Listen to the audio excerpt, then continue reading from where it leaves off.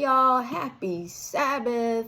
Here's the Bible in a minute. So today we're going to look at Deuteronomy chapter 30, just the first 3 verses. Let's look at this. So chapter 30, Deuteronomy verse 1. So it shall be when all of these things have come upon you, the blessings and the curse which I have set before you, and you call them to mind in all nations where the Lord your God has banished you, and you return to the Lord your God and obey him with all your heart and soul, according to all that I command you today, you and your sons. Then the Lord your God will restore you from captivity and have compassion on you, and will gather you again from all the peoples where the Lord your God has scattered you. I want to focus in on 2 words. The first word from verse 2 in Deuteronomy chapter 30 is return. And the phrase is return to the Lord.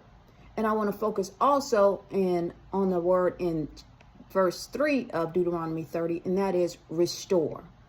Restore you from captivity.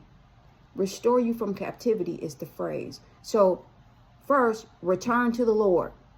Secondly, the Lord will restore you from captivity. Return and restore.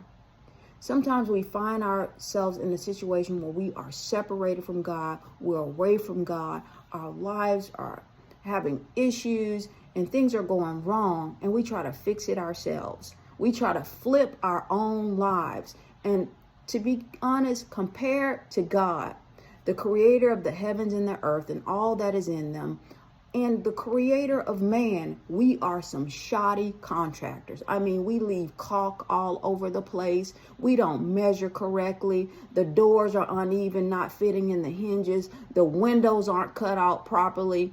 And we are just shoddy contractors compared to the master builder, compared to the potter, which is God. We try to flip our own lives. But if we would just return to the Lord, return to the Lord, submit ourselves to the Lord, let him do it. Let him do it, and he will restore us. He will renovate our lives. He will restore us and put us back in the original condition, made in his image. When we return to him, he will do the restoring. Don't try to fix it yourself. You've tried, you failed. Go back to the Lord, the master builder, the potter, and we are the clay, and let him flip your life. Let him do the restoration. Let him put you back in the original image that you were created in, the image of God. Let him restore your life, and he'll do it. You take the step. Return to the Lord. You've gotten off track. You want to get back on track. You tried fixing it yourself. Go to the Lord. Seek him. Read his word. Get with a Bible-believing church and a community, a covenant community of believers. Ask God for the Holy Spirit. As his child, when you ask of the Holy Spirit, you will receive it. And that Holy Spirit will lead and guide you into all truth. Let God restore your life. He'll do it. Return to the Lord. Talk to you next time, y'all.